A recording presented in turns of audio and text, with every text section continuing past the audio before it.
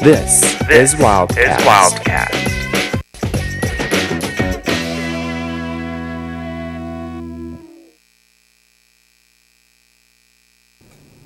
Good evening, Wildcats, and welcome to Wildcast, your source for in-depth news at the U of A. I'm your host, Lauren Stapp.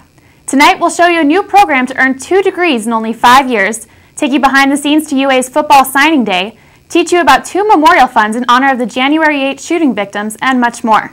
But first, many UA students are applying for graduate school during their senior year, but the School of Journalism is offering another option to its students. Wildcast reporter Marlena Hamilton has the story. The Accelerated Master's Program enables undergraduate students who have a minimum 3.3 GPA to earn a bachelor's and master's degree in 5 years. Students apply for admission in spring of their junior year. If they are accepted into this program, they can take 12 graduate credits in their 4th year and at least 12 graduate credits in their 5th year. In the 5th year, they could take 4 electives and their project or thesis. The university was encouraging this accelerated master's program, so we applied for it. We gave them a proposal, and it was approved at the end of November. The journalism undergraduate major requires 33 credits. Many students have 24 of those credits by the start of their spring junior year. In the AMP, they would have 12 journalism graduate credits at the end of their senior year. This is the maximum allowed. In combination with their undergraduate journalism credits, AMP students will have completed all required classes for the MA degree. We'd like to have them, and it's a great opportunity, we think, for students who don't have time to squeeze some of our best electives into their regular 4-year program, to stick around for 1 more year and take all those courses. Many students came out to learn about this new program, including U of A journalism student Caleb Tellez. It is something that I probably will do, though. It's something that I probably will do, but I don't know. We'll find out. AMP students also must take at least 12 graduate credits in their 5th year. They would take 4 electives in the 5th year, plus do a thesis or professional project. AMP students also may take as many graduate courses outside the journalism major as a graduate college allows.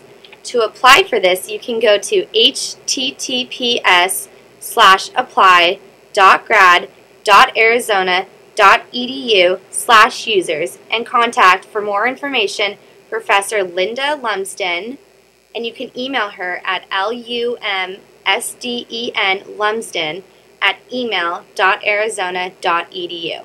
I'm Marlena Hamilton, UATV reporter. This accelerated master's program will be added to the more than 30 master's programs already offered at the U of A. And last week, UA hosted its National Letter of Intent Signing Day for football high school seniors and junior college transfers. Wildcast reporter Kylie Staples takes us behind the action to learn more about the 22 players committed to play for U of A football next fall. On Wednesday, February 2nd, the University of Arizona coach Mike Stoops and staff signed 17 players to national letters of intent. These players include 11 offensive players, 9 defensive players, and 2 kickers. Coach Stoops' press conference was held in the Jim Click Hall of Champions and was open to Wildcat Club members as well as the public. Well, from what I've heard, it was a real solid recruiting class, and I think the good news is they're going to have to come in and compete because there's no gimmies anymore.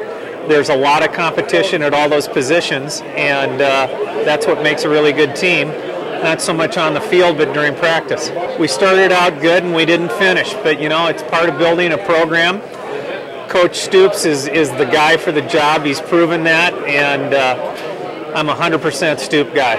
Zona Zoo Executive Director Juliana Lepe and Associate Director Hillary Davidson comment on their thoughts on the new 2011 recruiting class. I mean, the students trust the coaching staff and they trust the players to, win for us in the Zona Zoo and everything, the school in the U of A. And so I think with all that trust in Coach Stoops and his team, I think we all believe that he picked the right players and he really could assess the needs that we had, like the running back or a kicker or some things like that. So I think it's great, and the new recruiting class looks wonderful. I think at the beginning of the season, it's always so much excitement and everyone's excited to come to the games, and I think it's about keeping a football tradition and creating this culture where all you do on a Saturday is go to a football game. And I think with that continuing to influence Arizona and Tucson, I think it'll grow a lot, and the excitement will be there from not just the students but the city as a whole. Well, I don't really see one player as too promising. I'm actually looking at one specific area. That's going to be the running game. So far, we've inked Jared Baker and Kadeem Carey. So this past year, we did struggle a little bit in the running game. You know, we had Nick Grisby, who was injured most of the time.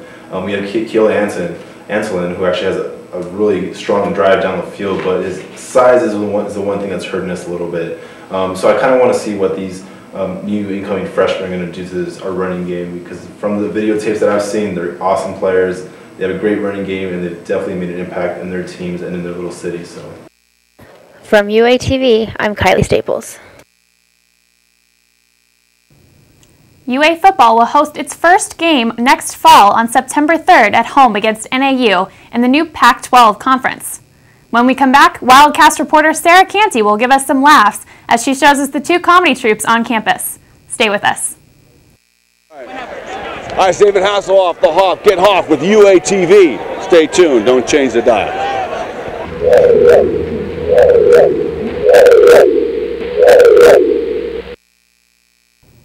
UA likes its humor, and they prove it every week in performances from the Charles Darwin Experience and Comedy Corner. Wildcast reporter Sarah Canty takes us behind the scenes to figure out what's so funny with these two troupes.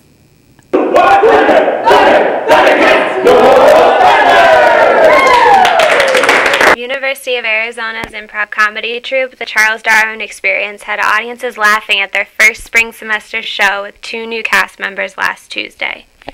The Charles Darwin Experience is an all-short-form improv group that was started about 13 years ago. We perform every Tuesday night for free in the Gallagher Theater on campus.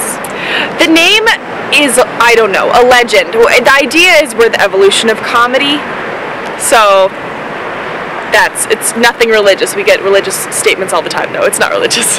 UA humor is evolving, and Darwin has some competition with the other comedy troupe, Comedy Corner. Well, Comedy Corner is a sketch and improv comedy group. We perform every Wednesday at 9:30 in the cellar. That's on the bottom floor of the student union. And basically what we do is we write all of our own sketches, and we perform them in an hour show. And for the first half an hour we do sketches, and then for the second half an hour we do improv, which is just totally made up on the spot. Comedy Corner has been around for 31 years, and they claim to be the first college sketch and improv group in the nation. Darwin director Jenny Wise says there might be animosity between the two groups since they are competing for similar audiences, but neither group says there are bad feelings towards each other. Comedy Corner director Julietta Lewis says it's all in good fun. It's a friendly rivalry. We do compete. I mean, as far as we're like, oh yeah, you know, we want to get more audience members than Darwin, but we are all friends. We definitely, but there is a friendly rivalry for sure. The two groups put their competitiveness aside when they both attend the Fracas annual improvisational theater festival in California. Wise says comedy brings everyone together. I get on stage with my best friends and poop around, and we have so much fun. I mean, and then people come and see us and laugh at us, and it's just a good feeling. And for UATV, I'm Sarah Canty. Both the Charles Darwin Experience and Comedy Corner will be performing at the Fracas Festival in California, April 9th through the 11th. And the Tucson community is still grieving after the January 8th shooting tragedy. Judge John Roll's life is being celebrated at the UA School of Law with a special scholarship. Wildcast reporter Courtney Griffin tells us more. Tucson residents are donating money to the U of A Law School in honor of Judge John Roll. He was one of the 6 victims killed January 8th. Lawrence Poneroff, Dean and Professor of Law, says Roll was an asset to the law school and has not been forgotten.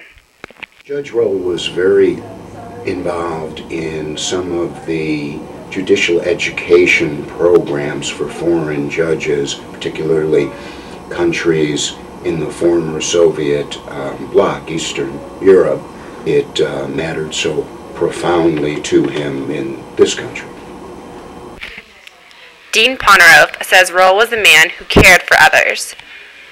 He was one of the first people to extend himself to reach out to me when I moved to Arizona a little over a year and a half ago, and I met him on several occasions, and clearly he was, as everyone has attested that knew him much better, truly fine, decent, compassionate man. Because of these donations, law students will be able to apply to receive money off their tuition starting next fall. It's an absolutely wonderful, spontaneous outpouring of support. Shortly after the tragic events of January 8th, we began receiving gifts in Judge Roll's memory, and it was important to us that they all be segregated in one fund for a purpose that is likely to be a scholarship. So we set up the Memorial Fund, about $22,000, and there are several law firms who have indicated that they will be making commitments in the near future, so we expect the dollar value of the fund to increase significantly. We had created this fund to put all of those contributions into. So in a sense, we created the fund, but we created it in response to this really spontaneous outpouring of support. For Wildcast, this is Courtney Griffin. The Judge Roll Scholarship will help law students cover the more than $23,000 in annual tuition it costs for in-state tuition. Coming up, we profile Operation Tucson Healing and one high school group's impact on the Tucson community through their memorial bracelets.